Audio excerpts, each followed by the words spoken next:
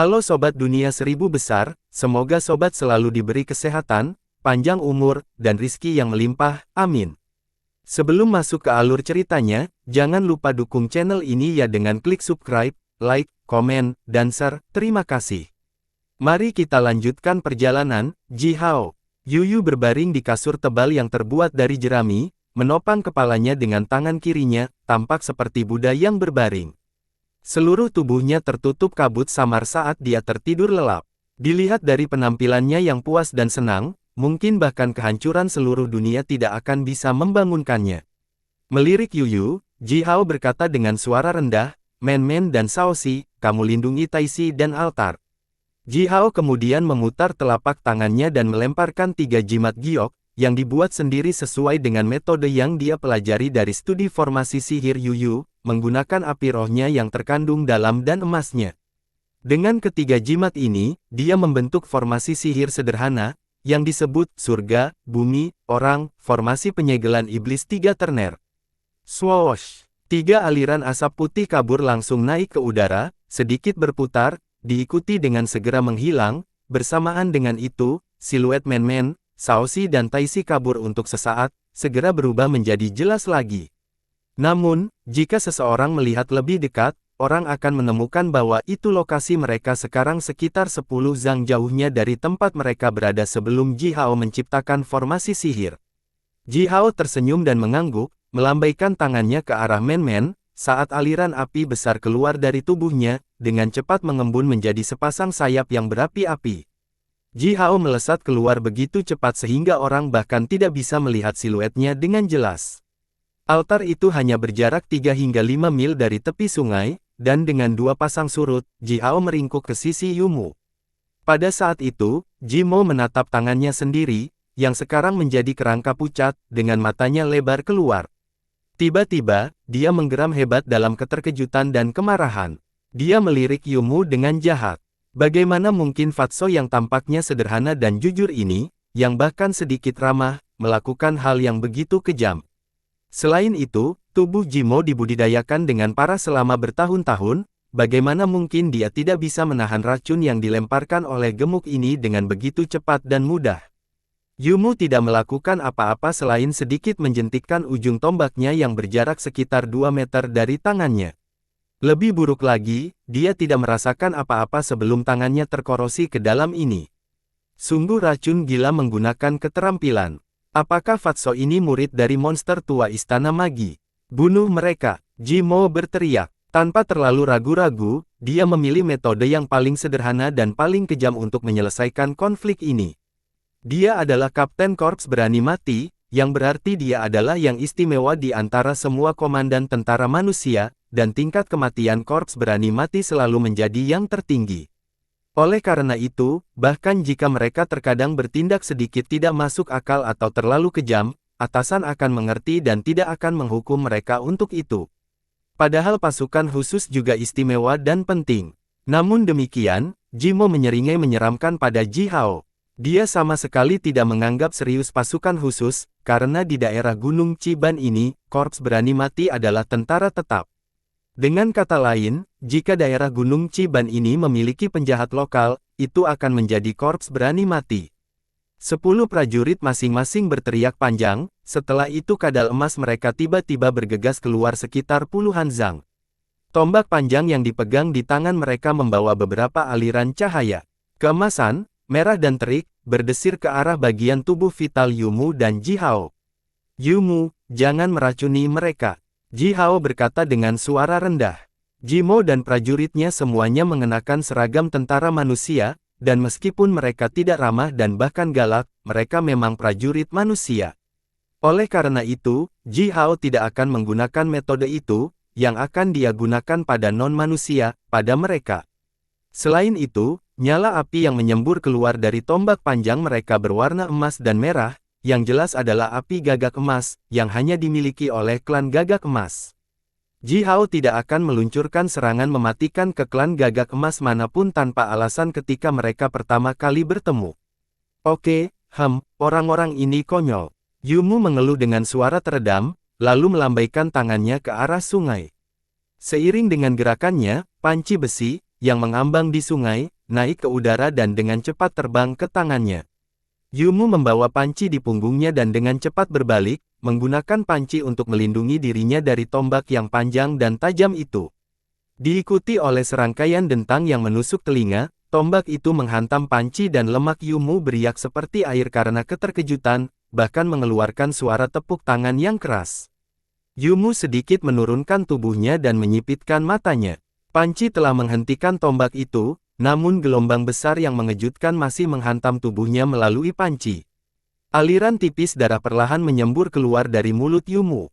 Dia menggeram panjang dan bergema, dan matanya memancarkan cahaya biru tua dan redup, sementara dia memutar kepalanya, menatap sungai dengan tatapan tajam. Awan kabut berair raksasa dengan cepat menukik dari sungai, dan segera awan hujan berkumpul di atas. Diam-diam, hujan ringan turun dari langit, membasahi Jimo dan pakaian prajuritnya. Dari bagian tepi sungai yang lebih jauh, 10 prajurit, yang baru saja bergegas keluar dari hutan, berteriak marah. Jimo, hati-hati, ada pemanah berdarah yang bisa bergerak sangat cepat. Jika kita menghindar sedikit lebih lambat, panahnya akan menusuk jantung kita. Pelari yang sangat cepat, kami bersepuluh telah bergandengan tangan tetapi masih gagal menangkapnya. Dia diam-diam bersembunyi di pohon sendirian. Dia harus menjadi mata-mata yang bekerja untuk non-manusia. Sambil berteriak dan berteriak, mereka menarik panah-panah yang tersangkut di tubuh mereka dengan susah payah. Mendengar teriakan para prajurit itu, Ji Hao berteriak keras juga dengan nada kasar, "Apakah namamu Jimo? Kami bukan musuh." Mengunci kedua tangannya, Ji Hao berbisik dan mengucapkan mantra. Bersamaan dengan hujan lembut yang turun dari langit tiba-tiba berkumpul di udara menjadi beberapa tali air setebal ibu jari, berdesir ke arah 10 prajurit, yang bergegas menuju Ji Hao dan bersiap untuk meluncurkan serangan mematikan mereka. Sementara itu, cahaya redup dan biru tua yang berkilauan di mata Yumu semakin terang dari sebelumnya. Dengan kemampuan khususnya, Yumu membuat tali air itu lebih tebal dan lebih kokoh. Sekarang, tali air yang tampaknya lembut dan rapuh itu bahkan lebih keras daripada tali paduan terbaik di dunia ini. Ditambahkan dengan kekuatan mantra dan dengan 9 kata rahasia, tali air ini menjadi 10 kali lebih kuat dari sebelumnya. Dengan kombinasi kekuatan Ji Hao dan Yumu, mereka secara ajaib mengubah hujan lembut itu, yang tampaknya tidak berbahaya sama sekali, menjadi senjata yang ekstra kuat dan fleksibel. Para prajurit itu tidak melambat bahkan sedikit pun, dan masih bergegas dengan kecepatan tertinggi mereka. Dengan cepat, beberapa tali air melingkar di lengan, bahu dan pinggang para prajurit itu, sementara tali air lainnya berubah menjadi lasso dan secara akurat mengunci tenggorokan kadal emas itu, karena mereka semua telah membuka mulut di sana secara luas dan bersiap untuk menjulurkan lidah mereka yang besar dan lengket keluar. 10 kadal emas yang terkunci oleh tenggorokan terhuyung-huyung dan jatuh ke tanah satu demi satu. Prajurit yang duduk telentang mencoba melompat ke udara dan mengayunkan tombak mereka untuk terus menyerang Ji Hao, tetapi tubuh mereka diikat oleh tali air yang membuat mereka kehilangan keseimbangan tubuh mereka. Segera, mereka semua jatuh ke tanah juga, bahkan menjatuhkan 10 lubang besar dari tanah pasir. Petik 2 tanda seru petik 2. Jimo mengeram marah. Pada saat berikutnya, kepulan api tebal keluar dari punggungnya, di mana siluet sepasang cakar gagak emas melintas. Dia memegang tangan kirinya yang menumbuhkan kembali otot dan daging, di belakang punggungnya, sambil mencengkeram tombak panjang dengan tangan kanannya, dan tiba-tiba mendorong tombak itu ke arah jantung Ji Hao. Bajinganmu, Ji Hao juga menggeram hebat, orang yang tidak masuk akal. Ayo bertarung. Jubah api gagak emas melepaskan cahaya berapi-api yang menusuk yang kemudian menghasilkan dinding api yang tebal, menabrak tombak panjang dengan keras, mengeluarkan ledakan yang mengguncang bumi dan bergema. Jimo merasa tombaknya baru saja menusuk gunung raksasa, bahkan pergelangan tangannya mulai gemetar. Sedikit tersentuh oleh nyala api yang dilepaskan oleh jubah Ji Hao, tombak panjangnya langsung dipelintir, melengkung seperti ular mati. Ji Hao mengarahkan jarinya ke Jimo dan sedikit menjentikkan, meluncurkan gerakan guntur yang telah dia latih selama beberapa hari di bawah pengawasan Yu Yu, dan diajari oleh Yu Yu sendiri. Serangkaian ledakan dan suara mendesis naik ke udara. 9 sambaran petir tebal, menyilaukan dan berapi-api menghantam dari langit berturut-turut, tepat di kepala Jimo. Sinar cahaya yang menyilaukan melesat ke segala arah dan pada saat yang sama, Jimo dan kadal emasnya melolong dengan suara serak. Petir yang sangat besar tampaknya menyilaukan seluruh dunia, sementara baju besi kulit sederhana Jimo hancur berkeping-keping. Sama seperti venasi pada daun, petir itu dengan cepat menyebar ke tubuh Jimo, merobek kulit dan ototnya, dan mengebor ke tulangnya, meninggalkan tebasan yang jelas di tulangnya. Kadal emas Jimo menderita lebih parah. Jeritan panjang dan bernada tinggi terjepit keluar dari tenggorokannya, bersama dengan lidahnya yang panjang dan lengket 100 zang, yang dilontarkan lurus ke langit.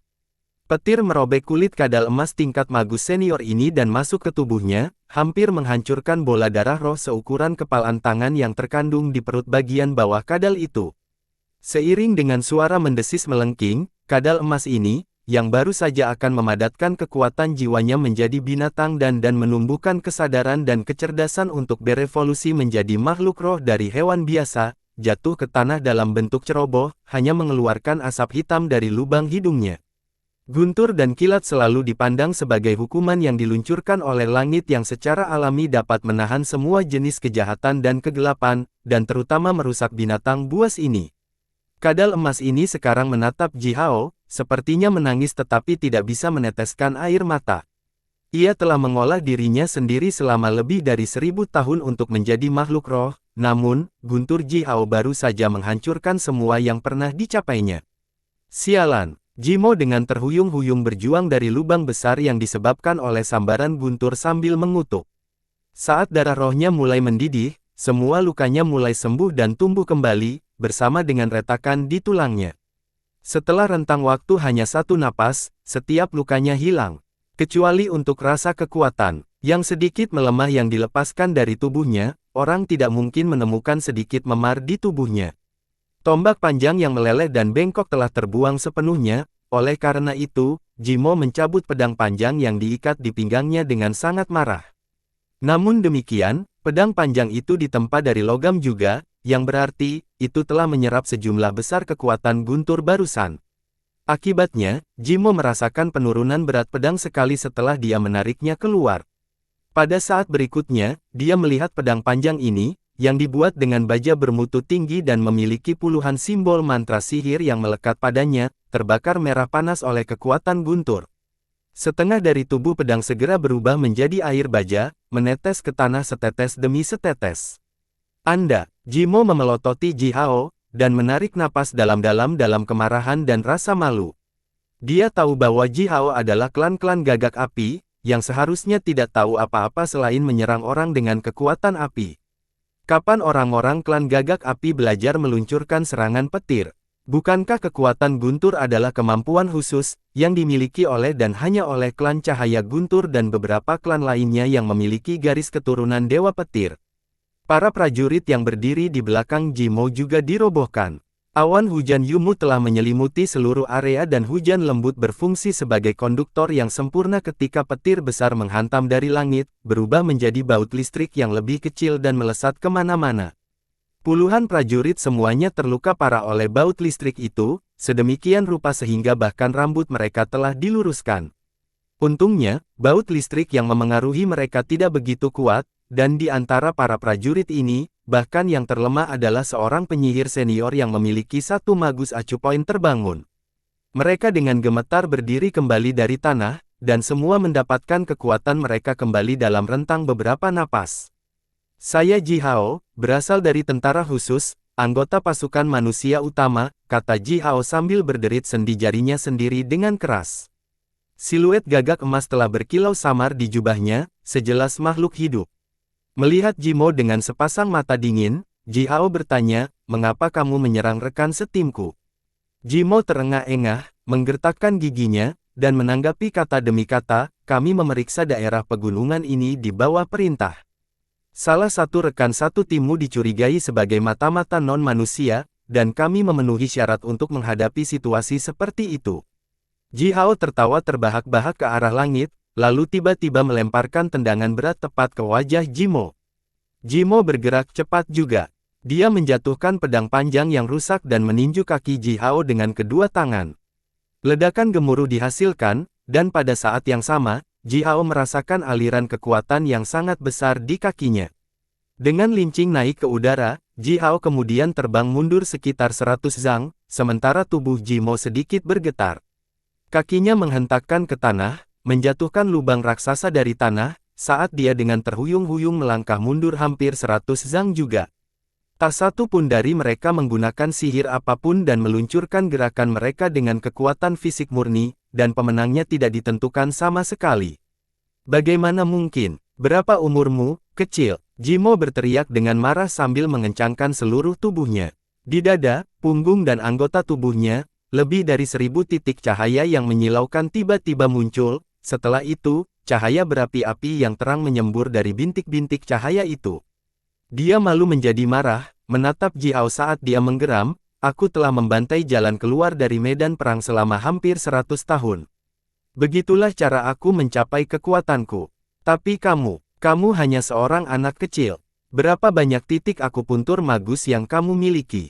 Ji Hao mengendus dingin sementara cahaya berapi-api yang pekat melonjak keluar dari jubahnya, menutupi cahaya berapi-api yang menyembur keluar dari lebih dari 10 magus acu points yang terbangun, yang secara bertahap menyala. Melihat Ji Mo, Ji Hao berkata dengan nada hambar, sederhana, aku yang jenius dan kamu yang bodoh, apakah kamu tidak melihat? Menghentakkan kakinya dengan keras ke tanah, Ji Hao mengeluarkan tablet identifikasinya dan mengangkatnya tinggi-tinggi, berkata, saya seorang prajurit tentara khusus, kami dikirim ke daerah pegunungan ini untuk membunuh sebanyak mungkin prajurit non-manusia, menggunakan metode apapun. Bisakah aku juga mencurigai orang-orangmu sebagai mata-mata dan melancarkan serangan mematikanku padamu? Ji Mo berhenti sejenak, melihat tablet Ji Hao, lalu perlahan mengeluarkan tablet tebal dari tas kulit yang diikatkan di pinggangnya, berkata, saya adalah Kapten Korps berani mati ini, saya tidak meluncurkan serangan mematikan sekarang. Ji Hao menoleh ke Yu Mu, yang membawa panci besar di punggungnya dan telah melahap sepotong daging ular yang dipanggang dengan baik yang tidak ada yang tahu dari mana dia berasal. Melihat Ji Hao menatapnya, Yu Mu mengangkat bahu, melengkungkan bibirnya ke belakang, lalu berkata dengan sembarangan, yah, dia tidak bisa membunuhku. Dalam kasus terburuk, dia mungkin melukai saya dengan parah dan saya akan meracuni mereka semua sampai mati. Beginilah sederhananya. Sudut mata Ji Mo langsung bergerak-gerak, lalu melirik Yu Mu dengan rumit dan jahat, yang merupakan seorang pemuda kulit putih dan gemuk dan terlihat sangat tidak berbahaya. Seperti yang dikatakan Yu Mu, bahkan jika Ji Mo menusukkan ujung tombaknya ke tenggorokan Yu Mu langsung di tempat pertama, Yu Mu tidak akan langsung mati karena kekuatan hidup yang kuat dari seorang penyihir senior. Namun, keterampilan menggunakan racun Yu Mu brutal dan mengerikan, itu memang bisa membuat Ji Mo dan semua prajuritnya tinggal di tempat ini selamanya. Terengah-engah, rasa kekuatan yang menusuk yang dilepaskan dari tubuh Ji Mo menghilang perlahan. Dia mengangkat kepalanya, melihat Tuan Crow, yang melayang di atas kepala Ji Hao, dan tiba-tiba berteriak dengan nada terkejut, bahkan gemetar, ini, apakah ini, gagak api? Kamu, apakah kamu? Ji Hao menyipitkan matanya, dengan hati-hati mengamati Ji Mo sambil menjawab dengan hambar, saya dari klan Gagak Emas, di Gunung Hitam Emas, Gurun Selatan. Kamu tampaknya memiliki kekuatan garis keturunan Gagak Emas juga, kankah aku benar? Ji Mo menunjukkan ekspresi samar, namun sangat aneh mendengar Ji Hao. Dia menatap Ji Hao dan tidak berbicara apa-apa untuk beberapa saat, lalu tiba-tiba menyeringai pahit. Klan Gagak Emas, apakah Anda sudah mendapatkan gelarnya kembali? Apakah klan kita begitu kuat hari ini? Kami, semua prajurit Ji Mo turun, terengah-engah dengan cepat dan berat. Ji Mo tetap terdiam beberapa saat, lalu perlahan berbalik ke selatan dan berlutut. Aba, Ama, akhirnya aku bertemu dengan seorang klan yang berasal dari Southern Wastland. Bukan dari klan Gagak Api, tapi klan Gagak Emas. Klan kami telah bangkit lagi. Suatu hari, aku akan membawa abu tulangmu kembali ke tanah air kami dan menguburmu dengan baik. Melihat Ji Mo, Ji Hao akhirnya melontarkan pertanyaan, apakah kamu juga dari klan Gagak Emas? Ji Mo bersujud ke selatan beberapa kali, lalu perlahan berdiri, dan menjawab dengan nada yang sedikit sedih, ya, tapi kami belum pernah ke Southern Wastland. Nenek moyang kita adalah budak, ditangkap di Southern Wastland dan dijual ke Midland oleh para pedagang budak non-manusia. Itu adalah pasukan Kaisar manusia yang membebaskan kami dari tambang tempat kami bekerja. Ji Hao jatuh, dan mau tidak mau menunjukkan belas kasihan di wajahnya ketika dia melihat Ji Mo dan prajuritnya. Ji Hao sedikit melambaikan tangannya ke udara, mengikuti gerakannya, gelombang berwarna cian meraung, memotong semua bulu di dalam area yang memiliki radius 10 mil. Awan catkin bulu mengembang ke udara. Angin berubah menjadi tali yang lembut namun layu, yang mengikat bulu itu dan sedikit mengencangkan, mengubah bulu yang bengkak itu menjadi bundel tongkat api, menempatkannya dengan teratur di samping api unggun. Menonton ini, Ji Mo dan semua prajuritnya menjulurkan mata mereka karena terkejut, seolah-olah bola mata mereka akan terbang keluar dari rongga mata mereka. Orang-orang ini telah bertemu dengan prajurit berotot dan pemberani yang tak terhitung jumlahnya, yang pandai mengayunkan kapak atau parang besar mereka dengan gila-gilaan dan meretas semua yang ada di depan mereka, tetapi belum pernah melihat keterampilan mengendalikan magis seperti itu. Kekuatan roh Ji Hao luar biasa, yang memungkinkannya untuk mengendalikan angin secara fleksibel dan akurat, bahkan di antara para master tutor magi di Istana Magus, jumlah orang yang memiliki keterampilan mengendalikan tingkat tinggi sangat sedikit. Di mata Ji Mo dan prajuritnya, dengan keterampilan mengendalikan ini, Ji Hao bahkan tampak sedikit misterius dan tak terduga. Ternyata kalian semua adalah orang-orang klan Gagak Emas. Beberapa api unggun dibangun di bangku yang bersih. Yumu menangkap sejumlah besar ikan gemuk dari sungai, dan sekarang memanggangnya di atas api unggun. Aroma ikan bakar yang luar biasa enak dengan cepat menyebar. Tong anggur lezat yang dipertukarkan Feng Xing dengan kreditnya dibuka satu demi satu. Ji Mo dan prajuritnya mengisi panci anggur mereka sendiri berulang kali, menuangkan anggur ke dalam mulut mereka sambil dengan penuh semangat bertanya kepada Ji Hao tentang situasi klan Gagak Emas baru-baru ini. Ketika Ji Hao mengatakan bahwa klan Gagak Emas sekarang dihargai oleh Pangeran Zurong Tonggong, dan telah tumbuh dan berkembang pesat, Ji Mo dan prajuritnya tidak bisa menahan diri untuk tidak berteriak dalam kegembiraan dan kegembiraan. Ji Mo dan prajuritnya adalah klan-klan Gagak Emas juga, tetapi mereka tidak pernah melangkah ke Southern Wastland. Setelah minum cukup anggur dan daging panggang yang lezat, dan diselimuti oleh suasana yang hangat dan penuh gairah, Ji Mo memegang tangan Ji Hao dan mulai menceritakan kisahnya sendiri secara rinci. Itu sudah bertahun-tahun yang lalu. Dipandu oleh para pemimpin dari beberapa klan lokal di Southern Wastland, Blood Fang, sekelompok pedagang budak, diam-diam menyerang klan leluhur Ji Mo. Mereka tidak memiliki kesempatan untuk melapor ke Gunung Hitam Emas dan mencari bantuan, karena Blood Fang dengan mudah menembus seluruh klan. Orang tua segera dibantai, sementara orang muda dan anak-anak ditandai sebagai budak, dikirim ke Midland oleh Blood Fang. Setelah menanggung kesulitan dan penderitaan yang tak terhitung, mereka akhirnya tiba di dunia Midland. Menurut nenek moyang kita, jumlah orang dalam kelompok budak itu, yang ditangkap dari klan yang berbeda di Southern Wastland dan dikirim ke Midland, lebih dari 1 juta, kata Ji Mo dengan lembut dengan teko anggur yang dipegang di tangannya, tapi itu adalah perjalanan yang panjang dan sulit. Nenek moyang kita telah melalui semua jenis bahaya mematikan di kehampaan dan menderita serangan yang diluncurkan oleh binatang buas yang berbeda. Akhirnya, hanya kurang dari setengah dari mereka yang berhasil sampai ke Midland hidup-hidup. Lebih dari 10 zang jauhnya, Yu, yang sedang berbaring di kasur rumput itu dan telah tertidur lelap. Membuka satu mata, melirik Ji Mo ke samping, lalu mengarah ke langit. Setelah itu, dia dengan malas memunggungi Ji Hao dan Ji Mo. Tidak ada yang memperhatikan ketika dia menutup telinganya dengan sepasang penyumbat telinga jerami buatan tangan. Ji Hao menghela nafas dan menghela nafas, sambil menuangkan sepanci penuh anggur lagi untuk Ji Mo, lalu berkata, Blood Fang, monster berdarah itu, tapi, aku sudah membalaskan dendam leluhurmu, saudara Ji Mo. Semua pasukan elit mereka dan pemimpin baru mereka bernama Di Luo dibunuh oleh kami. Ji Mo mengangkat alisnya, menatap Ji Hao dengan tatapan rumit, lalu mengangkat panci anggurnya. Ji Hao menyeringai, mengangkat mangkuk anggurnya juga dan mendentingkannya ke mangkuk Ji Mo, lalu keduanya turun ke bawah. Melihat ini, prajurit Ji Mo, yang mengelilingi Ji Mo dan Ji Hao meledakkan gelombang sorak-sorai dan teriakan. Suasananya semakin bersemangat. Beberapa prajurit, yang terluka oleh Feng Xing sebelumnya, menemukan Feng Xing dan memulai permainan minum dengannya. Bahkan Yumu, pengguna racun seperti monster yang menakutkan itu, sekarang dikelilingi oleh beberapa prajurit, yang bertanya kepadanya tentang cara membuat ikan bakar dan daging yang lezat. Hanya Men-Men, Shaoxi dan Taixi yang tidak bergabung dengan pesta. Sebaliknya, mereka tinggal di mezbah. Taixi telah membangun lingkaran di sekitar altar dengan tulang binatang dan telah menggumamkan beberapa mantra palsu dengan sengaja, memulai beberapa hembusan angin dingin untuk menerjang di sekitar altar. Jimo dan prajuritnya menebak bahwa Taixi sedang melakukan semacam sihir dengan altar, oleh karena itu, tidak ada dari mereka yang mencoba memotongnya.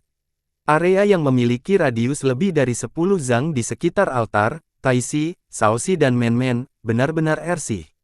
Tidak ada satu orang pun yang menunjukkan upaya untuk mendekati mereka. Jimo menyesap anggur lagi, lalu mengangkat pinggirannya, menunjukkan tanda budak sedalam tulang. Saya juga seorang budak. Kakek saya, orang tua saya, dan saya, kami semua lahir di tambang. Monster-monster itu menandai kami ketika kami hampir tidak bisa berjalan, dan membuat kami bekerja di tambang yang gelap dan seperti neraka ketika kami bisa mengangkat sesuatu. Lingkungan hidup budak pertambangan non-manusia sangat buruk. Ranjau itu semuanya gelap, dan dipenuhi dengan segala macam bahaya yang tidak dapat diprediksi. Selama pekerjaan penambangan, gua bawah tanah skala besar akan sering digali, dan binatang buas akan menyerang budak pertambangan melalui gua-gua itu. Untuk semua alasan di atas, tingkat kematian budak pertambangan sangat tinggi. Jimo menyaksikan keluarga dan teman-temannya meninggal satu demi satu di tambang. Dia melihat gadis yang dia cintai diperkosa dengan kejam oleh supervisor klan Jia di tambang, dan kemudian dibunuh secara brutal. Dengan tenang, Jimo menceritakan semua pengalamannya kepada Ji Hao, seolah-olah dia sedang menceritakan kisah orang lain. Dia kemudian mengarahkan jarinya ke prajuritnya, yang masih melahap, melanjutkan dengan hambar, mereka sama seperti saya, semua budak pada satu titik waktu. Mereka semua memiliki tanda budak yang sama dengan saya. Untuk beberapa kali, Jimo mencoba melarikan diri dari tambang tempat dia bekerja, tetapi dia tidak pernah berhasil. Setiap kali non-manusia menangkapnya kembali, mereka akan memukulinya dengan kejam, lalu mengirimnya untuk bekerja di tambang yang lebih buruk. Namun demikian, dia selamat. Jimo berhasil selamat dari setiap bencana tambang yang mengerikan dan serangan binatang buas, dan tidak pernah berhenti menguatkan dirinya sedikit demi sedikit, akhirnya mengaktifkan kekuatan garis keturunan gagak emas yang terkandung di tubuhnya. Di antara budak pertambangan itu, generasi yang lebih tua akan mengajarkan semua pengetahuan mereka secara lisan kepada generasi muda. Dengan pengetahuan yang tidak lengkap dan terfragmentasi itu, Jimo telah berhasil membangunkan acu poin magusnya dan mengolah dirinya menjadi penyihir senior. Sekali lagi, dia menghasut budak pertambangan lainnya untuk melarikan diri dan memulai pemberontakan dengan lebih dari 10.000 budak.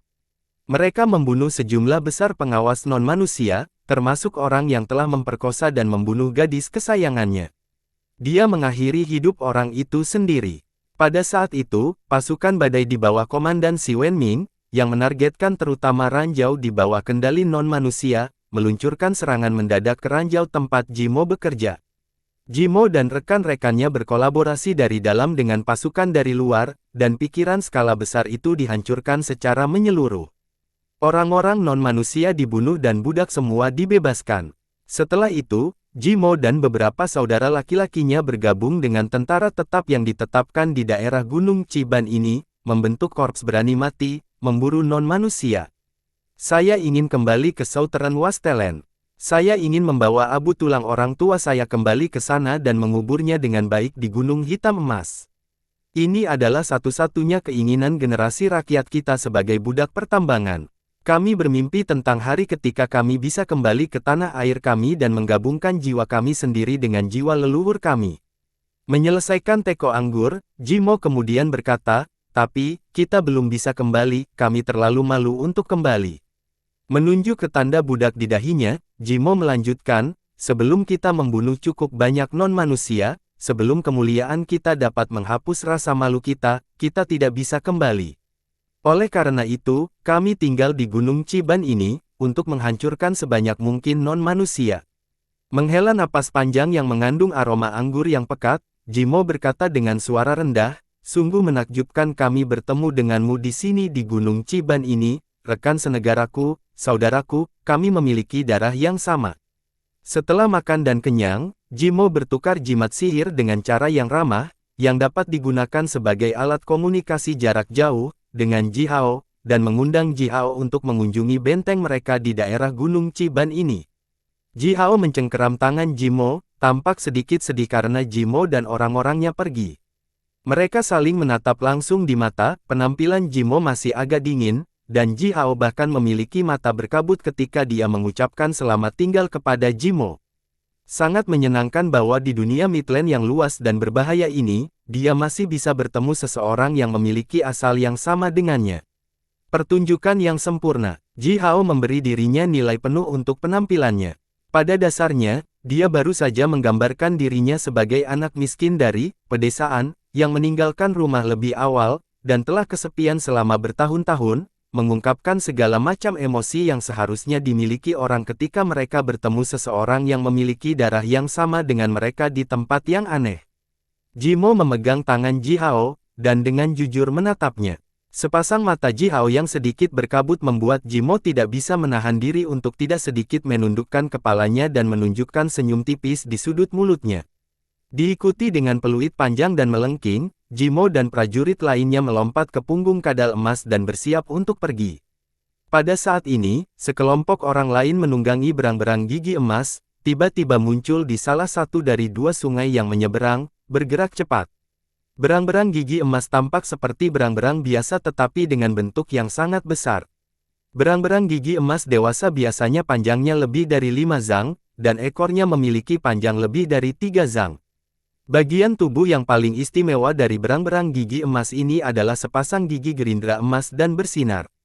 Sepasang gigi gerindra melindungi bagian depan mulut setiap berang-berang seperti pintu, dan tajam dan sangat kokoh. Selama pertarungan, sepasang gigi gerindra ini bisa menggigit kulit musuh hingga terbuka, atau menghancurkan musuh seperti sepasang palu, atau bahkan berfungsi sebagai perisai untuk memblokir bahaya jarak jauh seperti panah. Di dalam air, sepasang gigi gerindra itu bisa membelah aliran air yang akan meningkatkan kecepatan berenang berang-berang itu setidaknya 100%. Daerah Gunung Ciban memiliki banyak sungai, dan jumlah sungai skala besar lebih dari 100.000. Oleh karena itu, berang-berang gigi emas banyak digunakan oleh pasukan manusia yang berdiri di daerah ini. Jiangsu, mengendarai punggung kadal emas, Jimo melambaikan tangannya ke arah pemimpin kelompok hampir 100 prajurit, lalu berkata kepada Ji Hao, itu adalah Jiangsu, kapten korps berani mati lainnya. Dia adalah anggota klan Bifang, tetapi dia juga keturunan budak, sama seperti saya. Sudut mulut Ji Hao bergerak-gerak, mengeluarkan beberapa tawa palsu. Kebetulan sekali, dalam beberapa saat, dua korps elit datang ke pulau kecil ini di antah berantah. Prajurit dalam satu korps adalah orang-orang klan Bifang, sedangkan prajurit di korps lain semuanya adalah orang-orang klan Gagak Emas. Kebetulan sekali, kata Ji Hao di kepalanya. Jiangsu adalah pria jangkung dan berotot dan memiliki cahaya berapi-api samar yang melilit tubuhnya. Dia berteriak keras dan mengendarai berang-berangnya ke pantai di tepi sungai. Begitu dia pergi ke darat, berang-berang dengan cepat mengguncang tubuhnya dan memercikkan tetesan air yang tak terhitung jumlahnya. Jiangsu berteriak marah, aku benci berang-berang sialan ini. Saya benci berpatroli di sungai. Kami adalah prajurit dari klan Bifang yang hebat, kami seharusnya terbang tinggi di udara dan membakar musuh kami menjadi abu dengan badai api, tidak bergerak di perairan sialan. Sambil berteriak dan mengeluh, Jiangsu melompat turun dari punggung berang-berang, mengeluarkan tablet dan melemparkannya ke Jimo, sambil berkata, Saudara Jimo, sungguh luar biasa kamu juga ada di sini. Atasan memerintahkan kami untuk membangun perkemahan sementara di daerah ini untuk menyimpan beberapa senjata dan persediaan. Itu akan berfungsi sebagai tempat bagi saudara-saudara dari semua mayat berani mati untuk beristirahat sejenak. Ji Hao menyilangkan tangannya di depan dadanya, menyeringai dan berkata kepada Jiangsu dengan ramah, tidak perlu mencari lebih jauh. Saya pikir pulau ini cukup bagus, dapat menampung setidaknya puluhan ribu orang. Selain itu, Anda tidak perlu khawatir tentang sumber daya air di daerah ini. Dari sungai-sungai ini, Anda tidak hanya dapat menemukan ikan dan udang untuk dimakan, tetapi juga, hewan lain akan datang ke daerah ini untuk minum air secara berkelompok. Kamu akan bisa berburu hewan sebanyak yang kamu inginkan dengan sangat mudah.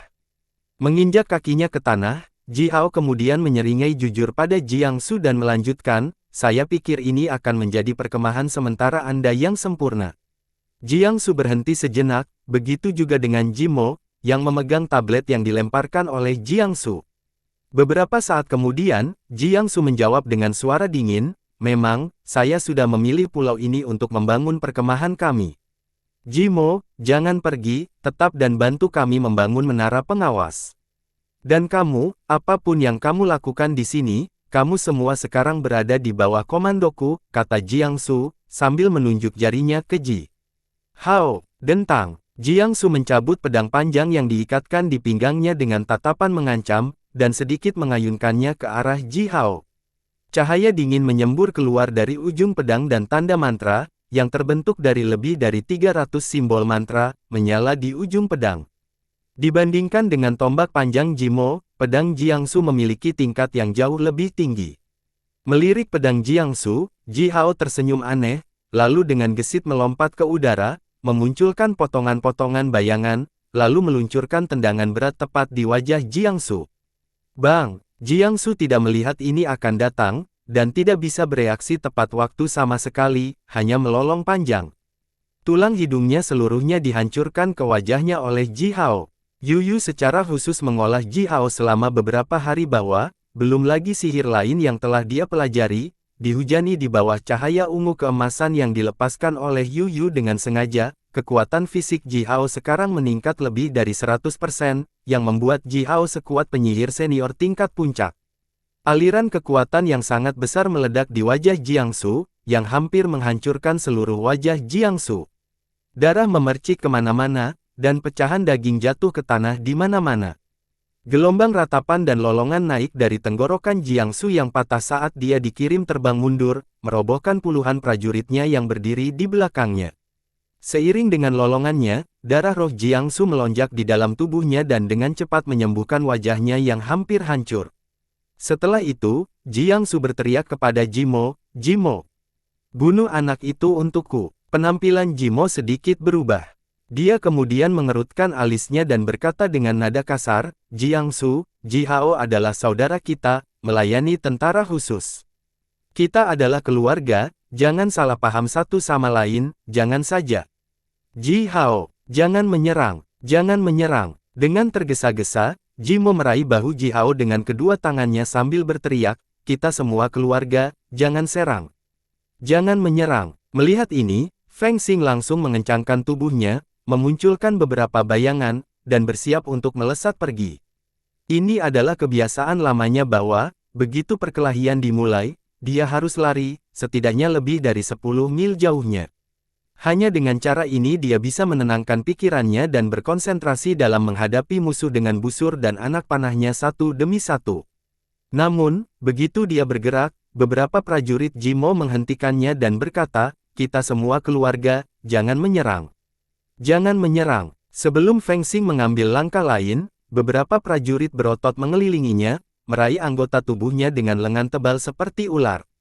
Yumu mencoba mencapai potnya, tetapi dua prajurit Jimo telah menekan tangan mereka di kedua sisi panci, sambil menyeringai dan menggelengkan kepala ke Yumu, berkata, kita semua bersaudara, jangan menyerang, dan jangan pernah mengambil senjatamu.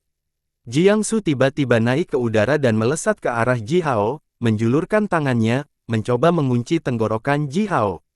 Keluarga, Jimo, kamu melihat dia baru saja menyerangku, keluarga macam apa itu? Niat membunuh yang jelas dan sengit muncul di wajah Jiangsu saat dia membengkokkan jari-jarinya ke dalam bentuk kait, mencapai tenggorokan Ji Hao. Sekarang, Jimo telah menunjukkan niat yang sama untuk membunuh. Dia mengencangkan lengannya, membengkokkan jari-jarinya juga, dan mengunci bahu Ji Hao dengan kuat. Melihat semua ini, Men-Men dan Shaoxi hampir terpental dari tanah, tetapi mendengar teriakan Ji Hao, mereka segera mundur, melindungi altar dan Taixi di belakang. Puluhan prajurit Jimo dan Jiangsu mengeluarkan senjata mereka secara bersamaan, berlari menuju altar. Namun, udara tiba-tiba dan sedikit beriak di depan mereka. Berbalik beberapa kali, para prajurit itu menemukan bahwa altar, Taisi yang berdiri di sampingnya, dan kedua gadis itu, seperti ilusi yang terus menghilang dan muncul lagi, para prajurit ini bahkan tidak bisa mendekati altar. Raungan rendah namun bergema naik ke udara, bersamanya, Feng Xing, yang dikelilingi oleh 7 hingga 8 prajurit, tiba-tiba melompat ke udara. Embusan angin kencang yang memiliki warna cian samar menukik dari bawah kakinya, yang sepertinya meningkatkan kecepatan gerakannya setidaknya 10 kali lipat. Para prajurit yang mencoba untuk menahannya hampir meraih anggota tubuhnya, tetapi sebelum mereka mengepalkan jari-jari mereka, Feng Xing melesat keluar dengan cepat ke puluhan mil jauhnya, seperti loah yang tertutup minyak. Berbalik dan membuka busur itu, Feng Xing menembakkan 3 anak panah emas bersinar berturut-turut. Puff, puff, puff. 3 anak panah emas menjerit di udara bersama dengan rute berbentuk busur yang indah, secara ajaib menusuk kepala lebih dari 20 prajurit, lalu berdesir keluar dari pulau dan menusuk ke sungai. Darah melonjak keluar dan potongan-potongan daging dibawa terbang di udara oleh panah-panah itu sejauh lebih dari 10 zang. 24 prajurit yang dibawa oleh Jimo memiliki kepala mereka diledakkan oleh panahan ajaib Feng Xing bahkan tanpa mengerang. Mereka jatuh ke tanah, dan mulai berkedut dengan intens. Kekuatan hidup magi senior kuat dan berkembang, oleh karena itu, meskipun kepala para prajurit ini semuanya telah hilang dan mereka telah mati hampir seketika, kekuatan hidup yang besar masih bertahan di dalam tubuh mereka. Jantung mereka terus berdetak seperti drum dan darah mereka menyembur keluar dalam aliran besar hingga 3 bahkan 5 zang jauhnya, seperti air mancur. Sebagian kecil pulau itu diwarnai merah oleh darah segar. Feng Xing, yang kekuatannya sudah habis, melengkungkan bibirnya ke atas dan dengan bangga melirik karyanya yang luar biasa, lalu terengah-engah panjang dan melompat ke sungai, dengan cepat menyelam ke bawah. Siluet manusia yang panjang dan ramping melintas di seberang sungai, lalu menghilang sepenuhnya. Tidak ada seorang pun, bahkan Yumu, yang tahu kemana Feng Xing pergi. Yumu memberi kedua prajurit, yang tangannya menekan pancinya, salah satu senyum simbolisnya yang sederhana dan jujur, lalu berkata, "Tidak ada yang boleh menyentuh panci saya tanpa bertanya kepada saya." Kedua prajurit itu mengangkat alis. Mereka masih sangat terkejut yang disebabkan oleh panahan Feng Xing dan kematian mendadak rekan-rekan mereka, yang membuat mereka kehilangan kesabaran terhadap Fatso yang tampaknya lemah dan bodoh ini. Mereka mencengkeram tepi panci dan berniat memecahnya menjadi 2. Sementara itu, sekitar 10 prajurit mengangkat senjata mereka dan bergegas, berniat untuk mengeluarkan Fatso ini pada awalnya. "Yah, kamu tidak boleh makan daging panggangku," Kayumu dengan tenang dan bahkan sedikit ramah, "teman-temanku dapat meningkatkan kekuatan mereka dengan memakan daging panggangku, sementara kamu, mungkin mati." Semua prajurit Jimo termasuk dirinya tiba-tiba berhenti, dan pada saat berikutnya, wajah mereka semua berubah menjadi hijau mengerikan. Kekuatan tampaknya terkuras dari tubuh mereka sedemikian rupa sehingga banyak dari mereka tidak bisa menahan diri untuk tidak mengendurkan tangan mereka, membiarkan senjata mereka berdentang ke tanah. Jimo, yang bahu Jihao terkunci erat dengan tangannya, langsung merasakan sakit seperti neraka dari perutnya. Dari mata, lubang hidung dan telinganya, aliran darah hijau menyembur keluar. Bahu Jihao masih digenggam di tangannya, tidak peduli seberapa keras dia mencoba, dia tidak pernah bisa mengepalkan jarinya. Gumaman aneh keluar dari mulutnya, dan dengan gemetar, Jimo mengeluarkan beberapa kata dari tenggorokannya, "Racun, saya sudah memeriksa dagingnya dengan jimat bukti racun. Bagaimana aku bisa diracuni?" Jihao tidak mengatakan sepatah kata pun. Nyala api yang mengamuk muncul dari jubah api gagak emasnya, mengirimkan kekuatan impuls yang menakutkan yang secara langsung mengirim Jimo terbang ke udara selama ratusan zang. Di bawah pengaruh racun Yumu, organ dalam Jimo berkarat sementara kekuatan garis keturunannya menghilang dan dia tidak bisa menahan kekuatan impuls yang kuat itu sama sekali. Saat dia mencoba yang terbaik untuk meraih Jihao, setengah dari tubuhnya hampir meledak, lebih buruk lagi, api gagak emas menempel di lukanya, dengan cepat membakar otot dan tendonnya menjadi abu. Seberkas cahaya berapi-api melesat keluar dari tengah alis Jihao, di dalamnya, siluet naga berapi-api muncul. Ji Hao mencengkeram ekor naga dengan tangan kanannya sambil meluruskan jari telunjuk dan jari tengah tangan kirinya, yang menyapu siluet naga. Mengikuti gerakannya, pedang batu, yang telah direformasi secara menyeluruh oleh Yu Yu, meraung keluar dari cahaya berapi-api sambil memuntahkan aliran api. Jiangsu pada dasarnya mengirim tangannya yang bengkok dan berbentuk cakar ke ujung pedang.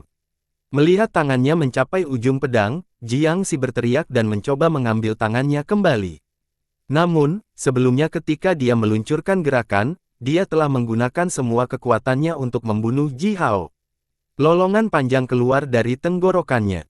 Dengan sedikit sentuhan ujung pedang, darah langsung memercik kemana-mana. Lengan bawahnya terpotong seluruhnya, kemudian bersama dengan sedikit kejutan siluet naga yang melingkar di sekitar pedang, sepasang lengan yang patah itu langsung terbakar menjadi ketiadaan. Pada saat yang sama, luka Jiangsu dibakar oleh nyala api yang menempel pada mereka. Pertempuran pertama senjata suci ini membutuhkan persembahan darah segar. Ji Hao memandang Jiangsu dan berkata sambil mencibir dingin, dengan kekuatanmu, kamu pasti memenuhi syarat untuk menjadi persembahan darah pertama dari pedang naga api buatan alami milikku ini. Jangan salahkan aku karena berhati dingin, salahkan dirimu sendiri karena membuat kesal orang yang salah. Saat berbicara, Ji Hao menerjang pedangnya. Jiangsu telah kehilangan lengannya dan terlempar ke dalam kepanikan yang mendalam. Oleh karena itu, sebelum dia bisa meluncurkan reaksi apapun, dia melihat pedang itu menembus dadanya sendiri.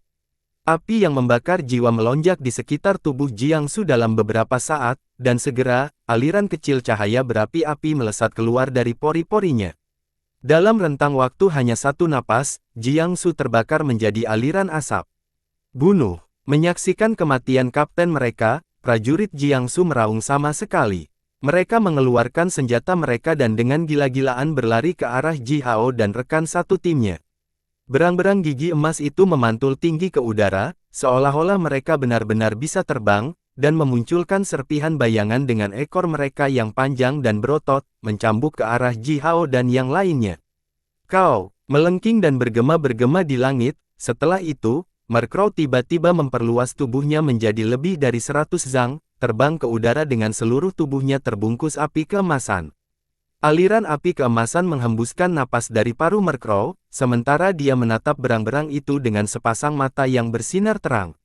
Merasakan rasa kekuatan panas yang dilepaskan oleh Mercrow, lebih dari 100 berang-berang gigi emas langsung berbalik dan melarikan diri dengan kecepatan tertinggi mereka. Berang-berang gigi emas memang mampu dan kuat. Namun, mereka masih hewan pengerat yang hidup di tanah. Yang paling mereka takuti adalah binatang terbang ganas dari langit, yang merupakan musuh alami mereka yang pasti.